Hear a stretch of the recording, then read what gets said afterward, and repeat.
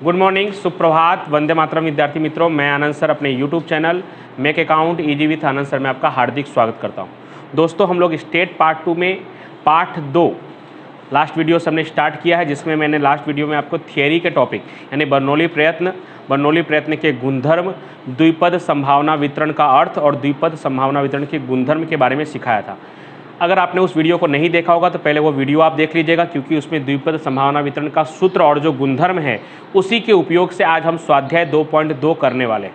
और उस वीडियो में मैंने कुछ महत्वपूर्ण जानकारी भी दी है, जिसमें मैंने आपको बताया है कि आप स्टेट के पेपर फॉर्मेट को अच्छी तरह से देखेंगे तो आपको पता चलेगा कि स्टेट पार्ट 2 के आप पार्ट 1 और पार्ट 3 को नहीं भी पढ़ेंगे तभी भी आप 100 मार्क्स का पेपर अटेम्प्ट कर सकते हैं। तो इन सब बातों की जानकारी के लिए आप पिछले वाले वीडियो को ज़रूर देखें। कोशिश करूँगा कि उसका लिंक भी मैं डिस्क्रिप्शन बॉक्स में आपको भेज दूं, तो आप जरूर देख लीजिएगा उसको। शुरू करते हैं स्वाध्याय 2.2। उसका पहला सवाल, एक सममित द्विपद वितरण के लिए n बराबर 8 हो तो px less than equal to 1 का मान ज्ञात करना है। तो सममित द्विपद वितरण के लिए n बराबर कितना दिया है? 8। आपको अगर आपने कल के वीडियो को देखा होगा तो उसमें द्विपद संभावना वितरण के गुणधर्म में बताया गया था कि अगर p बराबर 1/2 हो तब वो सममित आवृत्ति वितरण होता है या शून्य विषमता होता है। तो सममित आवृत्ति वितरण लिखा है तो आपको समझना है कि p बराबर कितना है? 1/2। क्यों ऐसा मैंने p बराबर 1/2 लिख दिया है? क्योंकि लिखा है एक सममित द्विपद वितरण के लिए। सममित द्विपद वितरण कब होता है? जब p बराबर 1/2 होता है। अब जब आपको p का मान 1/2 मिल गया तो इसलिए q बराबर भी कितना होगा? 1/2। कैसे? तो q बराबर 1 - p यानी 1 - 1/2 यानी कितना आएगा? 1/2, जिसे आप डायरेक्ट भी लिख सकते हैं 1/2। अब आगे करना क्या है? p x less than equal to 1 ये आपको ज्ञात करना है। अब इसका मतलब क्या हुआ? x less than equal to 1 का मतलब क्या हुआ? x जो है वो 1 या उससे छोटा है। x जो है वो 1 या उससे छोटा है, यानी कि p0 + p1 ये आपको फाइंड करना है। किस सूत्र का उपयोग करके? तो द्विपद संभावना वितरण के सूत्र का उपयोग करके।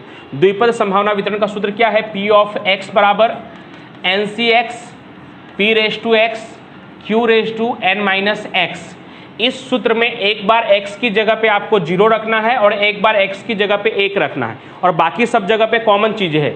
n की जगह पे हर बार दोनों बार 8 ही रखना है, p की जगह पे 1/2 रखना है और q की जगह पे भी 1/2 ही रखना है। लेकिन एक बार आपको 0 के लिए ज्ञात करना है और एक बार 1 के लिए ज्ञात करना है। 0 और 1 दोनों के लिए क्यों करना है? क्योंकि क्या लिखा है? px less than equal to 1। Less than का मतलब होता है 1 से छोटा, लेकिन इक्वल टू भी लिखा हुआ है, यानी 1 या उससे छोटा। तो 1 या उससे छोटा क्या हो सकता है? 0 और 1, क्योंकि 0 से ही स्टार्ट होता है, माइनस की संख्या नहीं हो सकती, इसलिए 0 और 1 आपको फाइंड करना है। तो अब चलिए हम मान रखते हैं बारी बारी से, या तो फिर आप 0 को अलग निकाल लीजिए, 1 को अलग ज्ञात कर लीजिए और फिर बाद में दोनों को हम क्या करेंगे? जोड़ लेंगे, शायद वो ज़्यादा अच्छा रहेगा। तो हम पहले 0 के लिए निकाल लेते हैं, आप साथ में भी कर सकते हैं अलग अलग। तो हम पहले 0 का अलग निकाल लेते हैं, 1 का अलग निकाल लेते हैं, फिर दोनों को जोड़ देंगे तो हमें ये मिल जाएगा। तो पहले 0 के लिए n कितना है? 8, तो 8। c x कितना? 0। p कितना? 1/2, उसका घात क्या? 0। q कितना? वो भी 1/2, उसके घात n-x यानी 8 - 0। 8 में से 0 घटाएंगे तो कितना आएगा? 8 आएगा। अब हल करते हैं। 8c0 कितना होता है? 1। किसी का भी घात 0 होगा तो वो भी क्या होगा? 1। 1/2 का 8 बार, तो 1 का तो 8 बार करेंगे तो 1 ही होगा। 2 का 8 बार करेंगे तो 256। 2 का आप 8 बार गुना करेंगे तो कितना होगा? 256। 2 गुने करके बराबर का चिन्ह करते रहना जब तक 9 बार ना आ जाए तब तक, यानी 2 का आप 8 बार गुना करेंगे तो कितना होगा? 156। ऐसे आप मौखिक भी कर सकते हैं। 2 का 4, 2 बार करने पर, 3 बार करने पर 8, 4 बार करने पर 8 के बाद फिर 16, 16 के बाद 64, 64 के बाद 128 और 8 बार करेंगे तो 256 आएगा। तो इस तरह से p0 आपको क्या मिला? 1/256। अब ऐसे ही सेम टू सेम हम p1 निकालते हैं। p1 निकालेंगे तो n कितना? 8। cx, x कितना इस बार? 1, क्योंकि x की जगह पे हमने 0 की जगह पे अब क्या ले लिया है? 1। p कितना? वही 1/2, उसका घात 1, और q कितना? 1/2, उसके घात है n-x यानी 8 - 1। 8 - 1 कितना होगा? 7। 8c1 को आप हल करेंगे तो कितना होगा? 8 गुणे 1/2 का 1 बार गुना करेंगे तो 1/2 ही आएगा। 1/2 का 7 बार करेंगे दोस्तों, तो 1/2 का 7 बार करेंगे तो 128। अब 2 से ये आप 8 को काट सकते हैं, 2 चौके 8, 4 से 128 को काट सकते हैं, 4 तिहाई 12, 4 दूनी 8, यानी फाइनल आंसर कितना आएगा 1/32। या आप नहीं काटेंगे तो और आसान है, नहीं काटेंगे तो क्या होगा, आपको लॉसा लेने में सुविधा होगी, तो इसलिए मैं नहीं काट रहा हूं क्योंकि बाद में आपको जोड़ना भी है। तो मैं वापस मिटाकर सही से लिख दे रहा हूं, क्योंकि काटेंगे तो फिर क्या है, बाद में आपको जोड़ते समय लॉसा निकालना पड़ेगा। तो मैं डायरेक्ट ही लिख रहा हूं 8C18 आया था अपना, 1/2 का 1 बार करेंगे तो 1/2 आएगा, 1/2 का 7 बार करेंगे तो 1/128 आएगा। गुना करेंगे तो 8 का गुना 1 से और फिर 1 से करेंगे तो कितना होगा 8 ही आएगा, और बटे में 128 गुणे 2 करेंगे तो 256 आएगा। कटने वाला है, लेकिन अभी आप मत काटिए क्योंकि बाद में आपको जोड़ना है। क्यों जोड़ना है, क्योंकि हमें क्या निकालना था, Px < 1, जिसके बराबर में क्या था P0 प्लस P1। तो P0 हमने कितना फाइंड किया, तो P0 हमने फाइंड किया है 1/256 प्लस P1 हमने कितना फाइंड किया है 8/256। दोनों को जोड़ देंगे तो डायरेक्ट दोनों का हर बराबर है, तो 8 और 1 9, 9/256। ओके, तो ये आपका पहला सवाल हो गया। दूसरा प्रश्न हम लोग देखते हैं। एक द्विपद संभावना वितरण में, एक द्विपद संभावना वितरण का माध्य 5 है, उसका विचरण उसकी सफलता की संभावना जितना है। एक द्विपद संभावना वितरण का माध्य कितना है 5। माध्य को, द्विपद संभावना वितरण के माध्य को हम क्या कहते हैं NP। तो NP बराबर कितना दिया हुआ है 5, लिख दिया हमने। अब क्या लिखा है, उसका विचरण उसकी सफलता के संभावना जितना है। विचरण को क्या कहते हैं हम लोग NPQ। विचरण को क्या कहते हैं NPQ। ये किसके बराबर है, तो उसके सफलता के संभावना जितना। सफलता के संभावना को क्या कहते हैं P। NPQ जो है वो बराबर है किसके, P के। आगे इस वितरण का प्राचल ज्ञात कीजिए। प्राचल ज्ञात करना मतलब आपको पहले से पता होना चाहिए। अगर आपने गुणधर्म याद ही नहीं किया तो आपको पता ही नहीं चलेगा प्राचल क्या है। द्विपद संभावना वितरण का प्राचल है N तथा P, N और P उसके प्राचल है। तो अगर आपने गुणधर्म नहीं याद किया होगा तो यहाँ पे आप कंफ्यूज हो सकते हैं। आपने गुणधर्म याद किया होगा तो आपको पता होगा कि द्विपद संभावना वितरण के प्राचल क्या है, N और P है। तो आपको N फाइंड करना है, P फाइंड करना है, और क्या करना है। तो उसके आगे भी एक और सवाल है, उस पर से इस वितरण के लिए एक भी निष्फलता न मिले उस घटना की संभावना प्राप्त करना। अब एक भी निष्फलता न मिले इसका मतलब क्या हुआ कि हर बार आपको सफलता मिले। एक भी बार निष्फलता न मिले इसका मतलब क्या हुआ, हर बार आपको सफलता मिले। तो n कितना है, तो n जितना होगा उतना ही सफलता की संख्या भी x भी उतना ही होगा। तो पहले हम n और p फाइंड तो कर ले। तो कैसे फाइंड कर सकते हैं दोस्तों, तो NPQ बराबर क्या दिया हुआ है, p दिया हुआ है, और NP का मान हमें मालूम है। NP का मान हमें कितना मालूम है 5। तो NPQ जो गुणा में दिया हुआ है N × P × Q बराबर P दिया हुआ है। सवाल में कहा था, मैं एक बार आपके लिए वापस सवाल पढ़ ले रहा हूँ। एक द्विपद वितरण का माध्य 5 है, माध्य यानी NP 5 है, और विचरण उसके सफलता की संभावना जितना। विचरण को हम बोलते हैं NPQ, जो सफलता की संभावना P के बराबर है। अब यहाँ पे जो NPQ दिख रहा है उसमें NP की जगह पे हम 5 लिख सकते हैं। तो 5Q बराबर P। अब P को भी आप लिख सकते हैं 1 - Q, एक जैसा करने के लिए। P की जगह पे हम क्या लिख सकते हैं 1 - Q, वो सूत्र होता है P + Q बराबर 1। बर्नौली प्रयत्न के जब गुणधर्म में आपको सिखा रहा था कल की वीडियो में, उसमें मैंने आपको बताया था कि P + Q बराबर क्या होता है 1। उस हिसाब से P बराबर 1 - Q और Q बराबर 1 - P। ठीक है, तो उस हिसाब से -Q इधर आके क्या होगा +Q, यानी 6Q बराबर 1, यानी Q बराबर 1/6। Q बराबर क्या होगा 1/6। ठीक है, अब Q बराबर 1/6 है, इसलिए P बराबर क्या होगा 5/6। कैसे, एक में से माइनस करने के बाद। Q बराबर अगर 1/6 है तो P बराबर क्या होगा 5/6। कैसे 5/6, तो एक में से 1/6 माइनस करने के बाद आएगा 5/6। ये डायरेक्ट भी कर सकते हैं आप, 6 में से 1 घटाएंगे तो 5/6।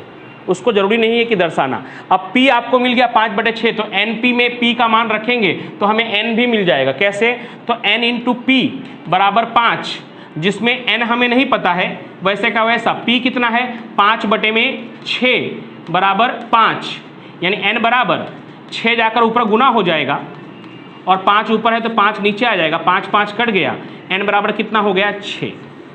तो N भी मिल गया आपको, P भी मिल गया, और Q तो पहले से ही मिल गया था, यानी आपके पास P, Q और N तीनों आ गया। आपको कहा क्या था कि आपको प्राचल ज्ञात करना है, और प्राचल ज्ञात करने के साथ साथ आपको इस वितरण के लिए एक भी निष्फलता ना मिले, यानी हर बार आपको सफलता मिले उसकी संभावना भी ज्ञात करना है। तो N 6 हो गया है, तो X भी कितना होगा 6 होगा। अब P of X का सूत्र क्या होता है दोस्तों, तो P of X बराबर NCX p raise to x q raise to n minus x। तो आपको P6 ज्ञात कर लेना है। P6 ज्ञात करने के लिए जहां जहां x दिखाई दे रहा है वहां पे क्या रखना है 6। n हम ज्ञात कर चुके हैं कितना है n अपना 6, यानी 6c6। p कितना आया है अपना 5/6, तो 5/6 के घाते x कितना 6, q कितना है आपका 1/6, 1/6 के घाते 6 माइनस 6 यानी कितना आएगा 0। 6c6 करेंगे तो 1 आएगा। 5 का 6 बार गुना करेंगे दोस्तों तो 15,625, और 6 का 6 बार गुना करेंगे दोस्तों तो 46,656, और 1/6 के घात 0 करेंगे तो कितना आएगा 1 आएगा।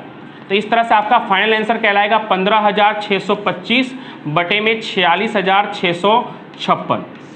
तो हमने सबसे पहले Q हमें मिला, Q को 1 में से माइनस किए तो P मिला, और P का मान NP के अंदर रखा, इसके अंदर रखा, तब हमें क्या मिला N मिला। और क्या कहा था कि एक भी बार निसफलता ना मिले, यानी जितना प्रयत्न है उतनी बार सफलता मिले, इसलिए N बराबर भी 6 और X बराबर भी 6। ऐसा रखकर हमने P ऑफ 6 नंबर 3 देखते हैं। एक व्यक्ति 4 गाड़ियों को भाड़े से देने हेतु रखा है। दिन दौरान कोई भी गाड़ी भाड़े के लिए जाए उसकी संभावना 0.6 है। तो भाड़े के लिए जाएगा तो अच्छा है कि खराब है, सफलता है कि असफलता है, तो सफलता है। कोई भी गाड़ी अगर भाड़े देने के लिए रखा है और उसकी गाड़ी भाड़े पे लगती है, भाड़े के लिए जाती है, तो वो उसके लिए सफलता है। तो कितनी गाड़ियों को रखा है उसने, 4 गाड़ियों को रखा है, और भाड़े के लिए जाए उसकी संभावना कितनी दी है 0.6, यानी आपको P मिल गया कितना 0.6। P अगर 0.6 है तो तुरंत आपको लिख देना है, इसलिए Q बराबर 0.4। जैसे ही आपको P मिले तुरंत आप Q लिख सकते हैं, और 1 में से माइनस करके दर्शाने की जरूरत नहीं है, आप डायरेक्ट भी लिख सकते हैं। आप कैलकुलेटर पे 1 माइनस 0.6 माइनस कर लेंगे तो 0.4। अब आगे सवाल क्या है, किसी एक दिन दौरान 1 से अधिक परंतु 4 से कम गाड़ियां भाड़े के लिए जाए उसकी संभावना ज्ञात करो। सबसे पहले n कितना दिया था, कितनी गाड़ी थी उसकी 4 गाड़ी, तो n बराबर 4 हो गया, P बराबर 0.6 हो गया, Q बराबर 0.4 हो गया। इतना आप समझ गए। n 4 P 0.6 भाड़े के लिए जाए उसकी संभावना को हमने P कहा है। तो Q कैसे निकाला हमने, 1 में से 0.6 को माइनस कर दिया तो 0.4 मिल गया। अब मेन सवाल क्या है, एक दिन दौरान 1 से अधिक परंतु 4 से कम। अब 1 से अधिक परंतु 4 से कम का मतलब क्या हुआ कि x जो है वो 1 से ज्यादा हो और 4 से कम हो, 1 से ज्यादा और 4 से कम। अब 1 से ज्यादा 4 से कम का मतलब क्या हुआ, 2 और 3, कुल मिलाकर 4 तक ही है। और क्या बोला है, किसी एक दिन जो भाड़े पे जो गाड़ी जा रही है वो 1 से ज्यादा गाड़ी जाए और 4 से कम जाए। अब 1 से बड़ा और 4 से छोटा क्या आएगा, 2 और 3। तो जिस तरह से अभी हमने 0 और 1 निकाला था, वैसे ही P ऑफ x यानी द्विपद संभावना वितरण के सूत्र में, यह सूत्र है हमारा NCx P raise to x Q raise to n minus x। इस सूत्र में एक बार 2 का मान रखना है, एक बार 3 का मान रखना है, फिर दोनों को जोड़ लेना है। तो पहले हम बारी बारी से मान रखते हैं, पहले 2 का मान रखते हैं। तो n कितना है आपका 4, 4c, x कितना 2, p कितना है 0.6 उसके घाते 2, q कितना है 0.4 उसके घाते 4 माइनस 2, यानी संयोग से कितना आएगा 2 ही आएगा। अब हल करते हैं 4c2 को, आप हल करेंगे तो 6। कैसे हल करते हैं 4c2 को, 4 को 2 कदम पीछे, यानी 4 गुणे 3 12, और नीचे 2 गुणे 1 यानी 2, 12 भागे 2 करेंगे तो कितना आएगा 6। 0.6 का 2 बार करेंगे तो 0.36, और 0.4 का 2 बार करेंगे तो 0.16। अब 6 गुणे 0.36 गुणे 0.16 करेंगे तो आपका आंसर आएगा, मैं यहाँ सॉल्यूशन कर लेता हूँ। तो 0.3456 आपका आंसर आएगा, 0.3456। ये आपका P ऑफ 2 हो गया। अब इसी में आपको P ऑफ 3 निकालना है। तो जो भी मैंने अभी मान रखा है, जहां जहां मैंने 2 लिखा है वहां पे आपको अब 3 लिखना है, यानी 4c2 की जगह 4c3, 0.6 की घाते 3 और 0.4 के घाते n माइनस एक्स। तो n माइनस एक्स का मतलब n कितना था अपना 4, 4 में से 3 घटाएंगे तो कितना आएगा 1। अब 4c3 कितना होगा 4 ही होगा। अब हल करके देख लीजिएगा, 4 गुणे 3 गुणे 2, नीचे 3 गुणे 2 गुणे 1, 3 2 कट जाएगा मतलब 4। 0.6 का 3 बार गुना करेंगे तो 0.216 होगा।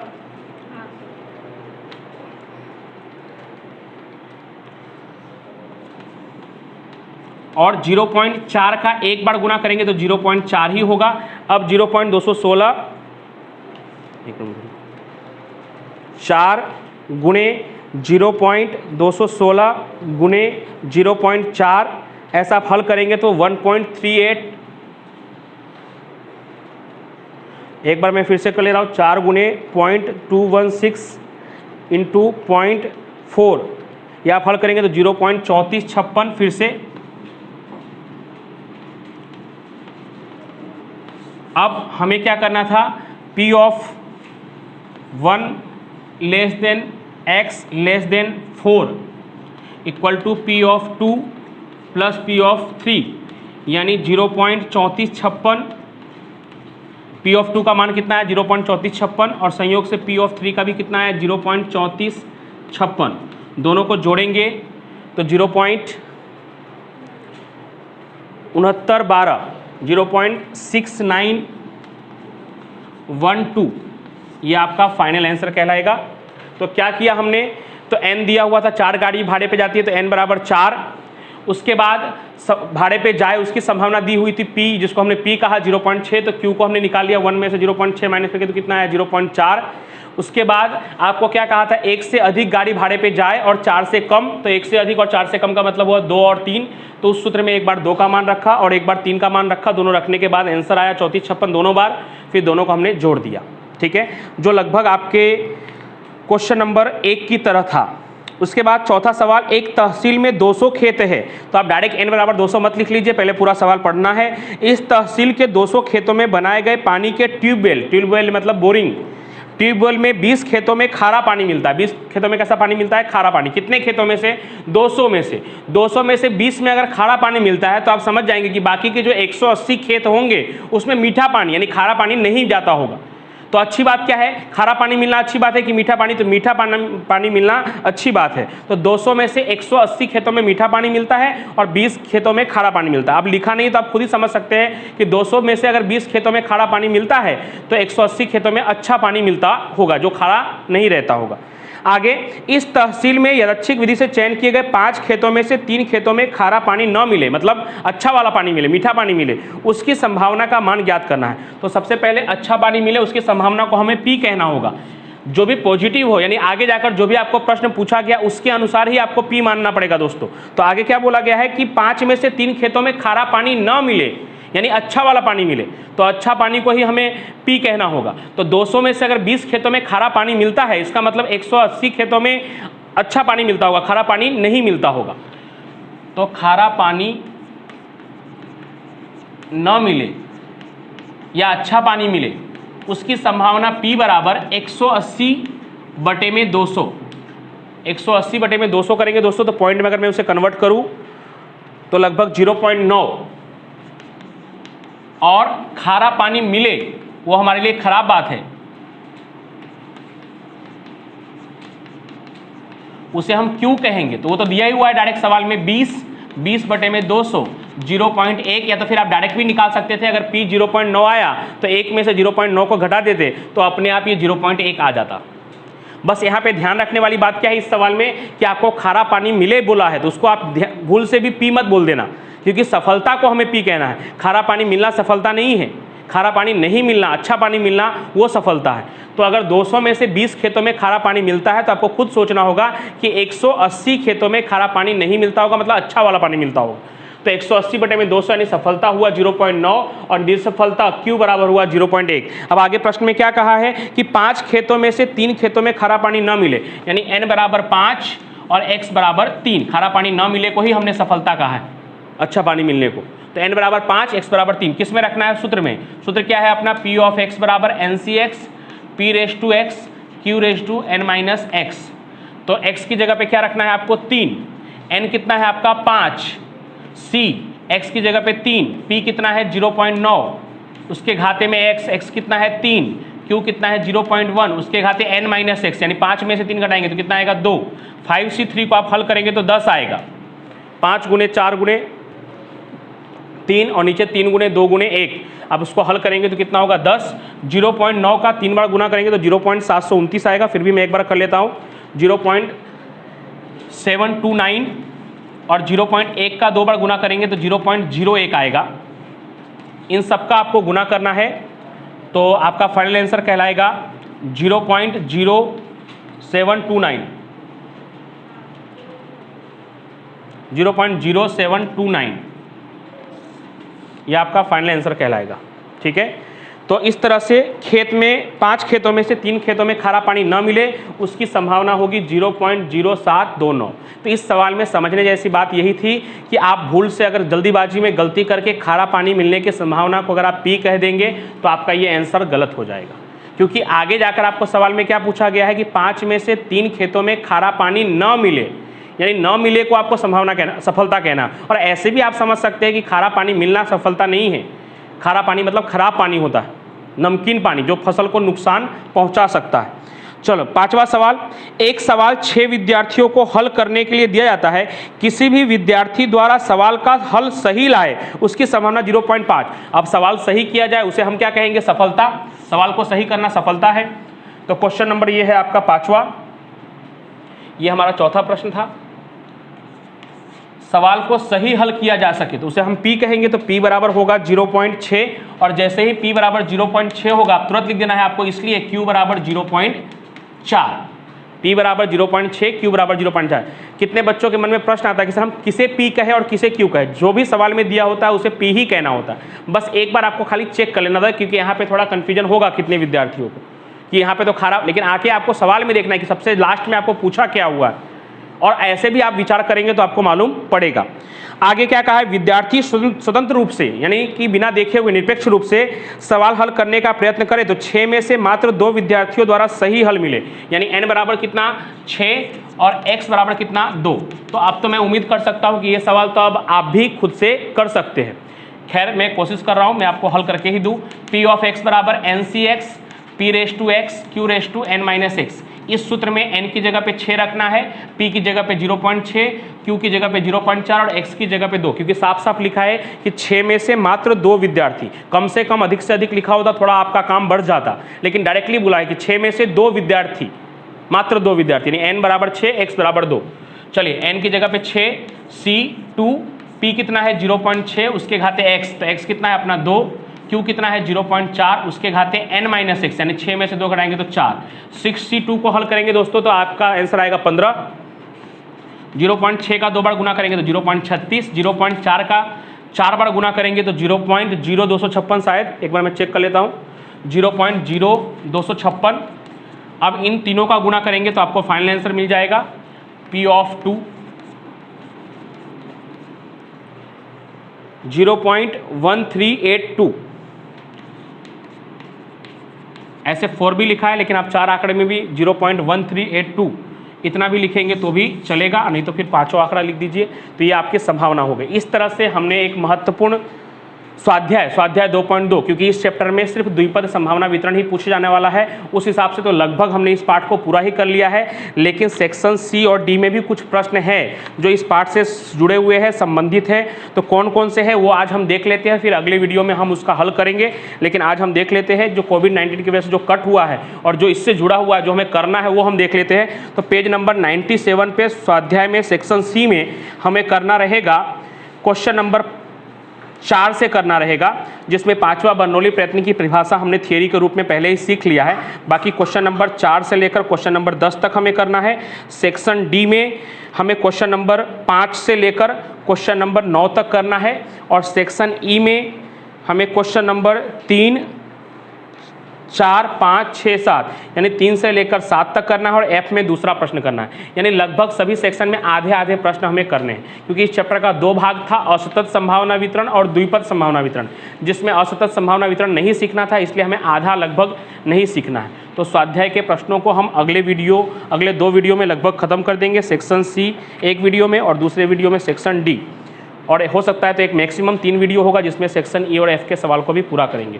तब तक के लिए थैंक यू सो मच। अब इससे जुड़े हुए उदाहरणों को 2.2 हमने पूरा किया। 2.2 से पहले जो उदाहरण है मैं आपको वो भी बता दे रहा हूँ, वो आप होमवर्क के रूप में कर सकते हैं। उदाहरण नंबर 11 से लेकर उदाहरण नंबर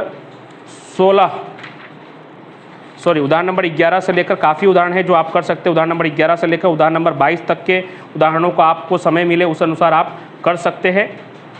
उसमें से 1-2 उदाहरण जो है वो असतत संभावना वितरण का है, यानी आप मैं जितना कह रहा हूँ उतना ही करिए। आप उदाहरण नंबर 11 से 16 तक के प्रश्नों को ही हल करिएगा, आपका प्रैक्टिस अच्छी तरह से हो जाएगा। फिर अगले वीडियो में हम स्वाध्याय के सेक्शन सी और डी के प्रश्नों को करेंगे। तब तक के लिए थैंक यू सो मच।